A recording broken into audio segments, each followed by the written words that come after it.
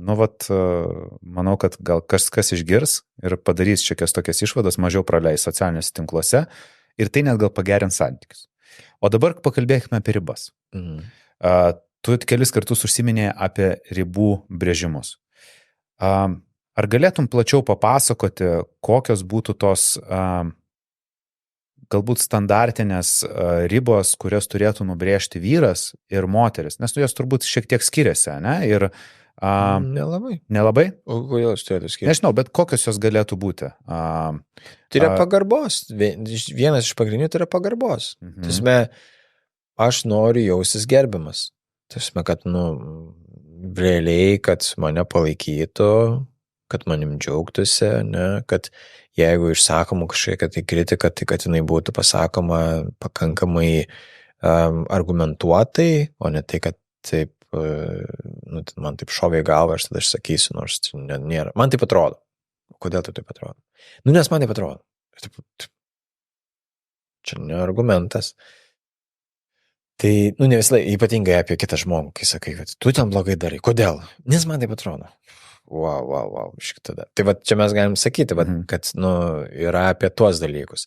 Kitas dalykas apie tas ribas, tai yra, bet koks, net ne bet koks, bet jeigu tai yra kažkoks negatyvas, tai yra neigiamai elgiamasi, tai aš tiesiog turiu pasakyti, kad man nepatinka tai. Nes jeigu aš nepasakau, tik tai taip lygtis kaip ir bandau parodyti, kad man, tai kitas žmogus taip kaip ir nebūtinai supras, nes ne visi yra tokie labai jau ten raštingi emociškai, kad suprastų, kad tai, ką aš pasakau, gali daryti įtaką kito žmogaus jausmą.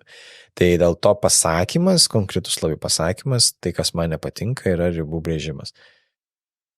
Ir tada vėlgi kita dalis jau atsiranda taip, savarankiškumo, ne, kiek aš noriu elgtis, nes nieks negali riboti. Iš dalies. Jeigu aš noriu kažkaip praleisti laiką su draugais, tai aš kaip ir turiu pasidalinti su tuo, su partneriu, bet tai nėra tai, kad nuo partnerio priklausys, ar aš galėsiu leisti laiką su draugais, ar negalėsiu. Gerai, padėliokim irgi kokią nors hipotetišką situaciją. Aš einu su bernais vakare, išgerti alaus, pažiūrėti krepšinio varžybas. Kaip aš turėčiau teisingai elgtis, kad tai nekeltų konflikto ir... Tai iš vis turėtų kelti konfliktą. Tarkim, išėjau ir negrįžtu. Jeigu ir negrįžtu, ir tada aiškinu, žinai, tai koks skirtumas, kada grįžau, tugi žinai, kad buvau su draugais. Tai jeigu aš neinformavau, tai vis tiek tai mes esam, kaip ir, ten, žinai, kažkokiam tai santykyje. Tai vienašmiškai, kad, jeigu aš esu santykė, tai man rūpi, kad kitas žmogus, kažkaip tai, man rūpi tas kitas žmogus. Tai jeigu aš einu su draugais, tai kaip aš ir būtų gerai pasakyti, kad aš eisiu su draugais ir įspėti iš anksto, nes tai galbūt partneris irgi susiplanuos kažką tai tuo metu. Jis žinos, kad ten tą dieną, jis, ten, nežinau, išeina. Tai gerai, aš tada irgi gal eisiu su draugu. O ne tai, kad ten last minute. laukiu su vakarienė, tada jau skambinu, kur tu esi, ir sako, tai aš jo su draugais dabar geriau alų, žiūrim krepšinį. Aš tai kam sukurti tokią situaciją? Kam jie reikia sukurti, nes tai reiškia įspėti iš anksto, kad tu tokius planus dėliojasi ir įspėti savo partnerį, kad tai bus. Taip. Bet jeigu, tarkim, tu įspėji, pasiklausti, ar nieko tokio, nes galbūt partneris tuo metu buvo sugalvojęs kažką. Tai komunikuotas. Net čia komunikacija yra tai, kad aš planuoju eiti ten kažkur kažką, ar ten nebuvai numačius kažko, tai ar čia tiesiog įspėju ir pasakau. Ten yra tas, kas, ar galiu eiti? Man šito neturėtų būti. Ką reiškia, ar aš galiu eiti? Tai yra, aš galiu, ką noriu daryti. Jeigu tai neperžengia kitų žmonių laisvės, jeigu tai, faktas, kad ten aš nuėjęs į ten tą barą, tai jeigu pradėsiu kabinti kitas moteris, tai gal kaip ir nebefaina jau čia yra. Tai gal kažkaip, net jeigu ir spėsiu, kad aš eisiu ten kabinsiu kitas moteris, tai tik aš nežinau, ar čia labai gerai jausis partnerė. Tai toks yra, kur mes vis tiek kai kuriuose vietose suprantam, galbūt kažkam bus ir okei, bet mes irgi turėtume apie tai pasitarę, kad nebūtų ten tų tokių, bet aš galvau, kad tau nieko tokio, tai aš čia tik pafiltavau, ten su 5, tai ten prienos, o kodėl man tai turėtų būti okei, nes neklausimai, bet tu niekad nesakai, kad tau nepatinka. Aš net negalvau, kad čia ant stalo padėtas tokias galimybės. Tai va čia šitai situacijai mes tiesiog pasitarėm, ne? Nes gali būti, kad vienas yra sugalvos kažką, tai kitas yra sugalvos kažką ir mums tada tie planai kažkaip tai kertasi. Bet mes turim pasitarti. Ir ten vėlgi tada, kuris nusileis, ne? Kuris sakys, gerai, okei, ten nežinau, norim važiuoti čia ar norim važiuoti čia. Ten vieno pusę, vieni draugai sako, važiuojam čia, kiti sako, važiuojam čia. Ir tada tipo, tai kaip čia nuspręsim? O kaip tokį kompromisą išspręsti? Tai turbūt, kad reikia pasitarti, tai vėlgi vienai ar kitaip, kad nuo būdų liktų patenkinti. Tai jeigu mes vieną kartą pasirenkam vieno draugus, tai kitą kartą pasirinksim kito draugus. Kaip ir galim tokį pasiskirstyti. Šitas dažnai būna porose, kai ateina šventės. Taip. Kūčios kalėdos. Taip. Ir per kūčias važiuosim pas tavo šeimą ar pas mano šeimą. Taip. Nes ir ta šeima norėtų, kad pas juos atvažiuotų. Tai va, tai čia yra tas dalykas, kad mes tada tarėmės, kokį variantą galim padaryti ir kaip. Ir čia yra viskas su to yra okei. Aišku, yra ta kita dalis, kur jeigu aš atvažiuoju pas tą šeimą ir ten vis laik yra negatyvas ir dar kažkaip į mane nukreiptas, jeigu ten kažkas klausinėja, tai tu jau susiradai geresnį darbą. Tai mano tai duktė yra... O tu jau namus ten sutvarkiai? Ar tau vis dar reikia meistrus samdyti? Jo, ar ten mano duktė, tai, čia jai tai turi būti labai toks geras vyras, toksai, jis nusipelnus ten. Arba moteriai ten sako, tu su savo nagais bent indus gali išsiplauti? Jo, kur randa toks aš atvažiuoju kaip ir iš šventės, ar aš jūsų aplankyti ir tada susilaukiu nemalonių komentarų. O kaip tai ištransliuoti partneriui ir apie tai pasakyti taip, kad neįžeisti ir pasakyti, kad jautiesi nemaloniai, galbūt partneris net to negirdi, nes jis pripratęs, kaip ir sakei, tokioj šeimoje gyventi. Ir jisai tai matė, kai mama iš tėvo taip gal šaipėsi ar taip, nežinau, taip patyliukais tyčiodavosi, ne, kritikavo jį taip. Ir jam tai yra normalu ir jisai net nepastebi, kad iš jo partneris ar iš jos partnerio ten šaipomasi ir kritikuojama. Kaip pasakyti taip, kad tai net virstų konfliktu? Tai čia sudėtinga, kad nevirstų konfliktu, nes tai gali virsti arba nevirsti, čia labai priklausys nuo situacijos, bet ką turim atsiminti, tai yra, kad kito žmogaus jausmai ir emocijos yra visą laiką validžios, tai reiškia, kad jos yra tikros, jos nėra susigalvotos. Žmogus jausis visą laiką tikrai. Priežastis nebūtinai tikros yra. Aš galiu tiesiog ten, pavyzdžiui, pavydo, ne, aš blogai jaučiuosi, ne, ten nežinau, pavyduliauju kažkam, tai ten, nežinau, išeina ten žmona kažkur, tai ten aš pavyduliauju. Tačiau čia, tai mano tas jausmas yra kaip ir legalus. Bet priežastis, jos, tai kodėl aš čia pavyduliauju? Tai niekada nieko nebuvo, kad aš turėčiau pavyduliauti. Tai va čia šitoje situacijoje, jeigu kažkuris vienas iš poros nesijaučia gerai partnerio giminėje, nes jaučiasi kažkaip tai ten nemaloniai, tai tiesiog ir turim suvokti, kad jis jaučiasi nemaloniai. Ir jis gali kitaip ten interpretuoti galbūt tą situaciją, bet vis tiek jis jaučiasi nemaloniai. Vadinasi, tai yra legalu taip jaustis. Ir tą mes turime priimti, kad jis taip gali jaustis. Ir va tada, kai mes tą priimam, tai tada apie tai kalbėtis. Nebėra taip ir sunku. Nes tiesiog aš nemaloniai jaučiuosi, nes ten atvažiuoju ir vėlgi tas, faktas, kad kažkokių argumentų galbūt reikia. Tai nėra taip, kad, aš nenoriu važiuoti. Kodėl? Nes nepatinka man. Ir tada kaip, o kodėl nepatinka? Nes tiesiog. Ir va čia yra sudėtinga, nes tada tas partneris, kuris nori kartu vežtis, jam yra ne gal aišku, kodėl. Dėl to reikėtų atvirai sakyti. Aš nesijaučiu gerai ir tada, kartu galima gal kartais netgi išsiaiškinti, gal net ir pasikeis požiūris, kad galbūt, ten nieks į tave nežiūri tai blogai, tiesiog, kad tau gal taip atrodo ir galbūt tas kažkoks tai pasakė, bet vėl galbūt tai yra iš įpročio visi taip sako, net negalvoja, kad čia kažką neįgamo sako. Be abejo, kai kada yra, ten tokios, čia tokios remarkos pasakomus, kur nėra ten iš įpročio, ten tiesiog yra kažkoks prasprūsta, noras įgelt, taip pat atrodo netiesiogiai.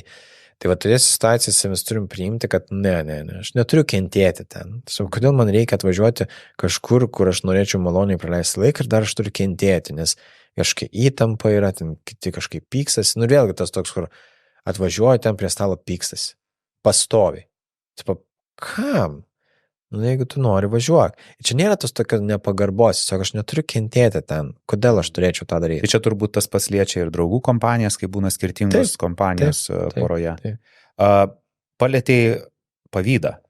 Tai pavydas turbūt galima būtų sakyti su kontroliavimu, ne? Tai vienas iš toksiškų tokių bruožų.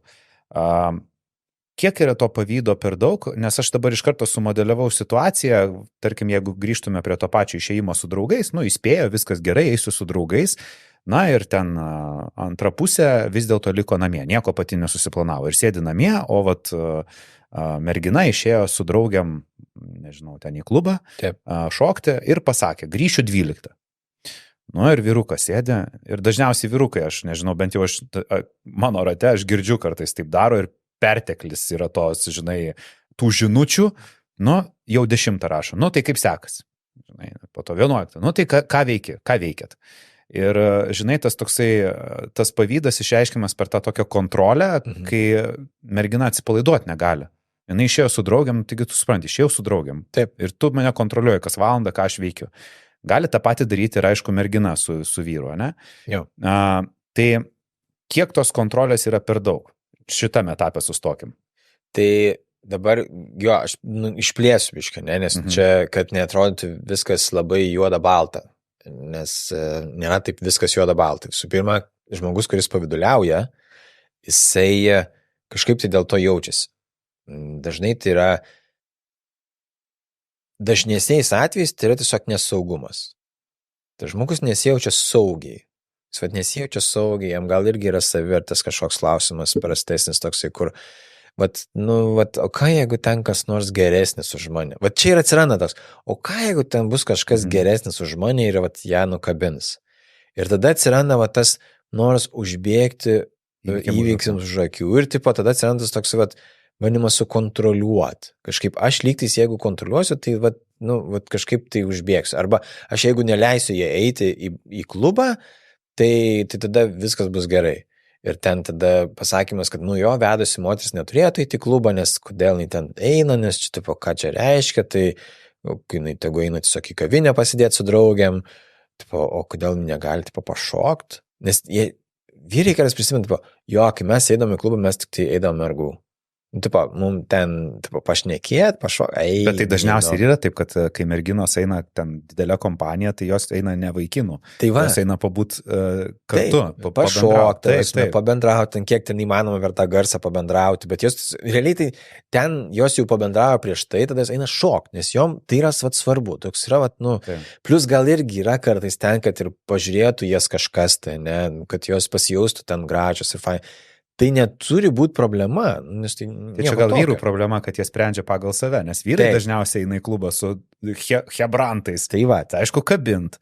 Ir jie iš karto galvoja, kad ir merginos tą patį daro. Vieni gal, aišku, kabint, kiti galbūt nebūtinai, gal jie irgi nori pašokti, arba jie tiesiog nori pažiūrėti į aplinką ir galvoja, ar čia mane dar kas nors pažiūrės. Pafotografuot. Ar į mane pažiūrės kas nors, čia mano dar čia, kaip sakant, aš čia dar rinkoje ar jau nebe rinkoje, ne? Gali būti ir iš tos dalies. Bet faktas, kad jiems visiems sukelia tą tokį dažniausiai nesaugumą. Čia yra ta dažniausia dalis. Ir be abejo yra kitų žmonių, kurie kontroliuoja, nes jie labai savinasi. Tai yra mano. Net negali žiūrėti ją kažkas kitas. Čia niekur neis, nes ten nueis dar kažką pažiūrės, čia jokių. Ten jau yra, čia yra jau toksinis variantas. Čia yra toksinis santykis, kuriame tas toksai kontrolė, kur jau yra ten po to baudžiama už tai, kad buvo išėjus. Tada ten kažkoks nekalbanė, ten kažkokie priekaištavimai, rėkimai. Čia kur tas toks, kur parašo dar, tai čia dar džiaugtis reikia, kad tik tai parašo, kad ten po to grįžta. Aišku, ten priekaištas atsirasti, sakai, 2 grįžai, ten 2:30 ar ten 1, ką mums padaryti, jeigu man buvo linksma ir gera. Bet vis laik yra scenarius galvoje, kad tikriausiai jinai kažką kitą susiras. Ir tada labai yra sunku su tuo išbūti, kad aš nepasitikiu savim, kad jinai čia kažką susiras. Nes yra tas toks nepasitikėjimas tada ir partnerė, kad atsiras kažkas. Ir kodėl? Nes kažkada taip kažkam yra buvę. kad kažkas buvo santykiai ir va staiga ten kažkur kažkas kažką nusikabino ir staiga išyra santykis. Ir va čia yra labai prastai, bet jeigu santykiui lemta iširti, tai jis ir iširs. Ir ten neužbėgsi tam už akių, ten draus nedraudės. Kuo labiau drausi, tuo daugiau partneris norės išeiti, kuo jam bus sunkiau būti tam santykiui, nes labai per daug kontrolės jaus. Ir ten geriausia būtų pasitikėti. Ir tada, jeigu kažkas tai kažkur kažką padaro, tokio, kur net leidžiama, tai tada ir kalbamasi apie tai, kad jau viskas. Nes tam neužbėgsi už akių. Jeigu ne klube, tai darbe. Tasme, jeigu bus tam pretekstas, bet turi būti ir iš partnerio tam pretekstas. Nėra taip, kad ateis kažkas kitas ir nusikabins. Bet jeigu, gali eit kas nori prie to žmogaus, sakys ne. Ir jam mus nesunku pasakyti, ne. Tai kas nori gali eiti ir koks skirtumas. Kabink, nekabinės, vis tiek neišeis. Tai va čia yra daugiau tas toks įsivaizdavimas. Bet sakau, yra kita pusė, kur yra kontroliavimas toks jau, kur ten ir su baudimu tada atsiranda tokio emocinių, kur tai aš dabar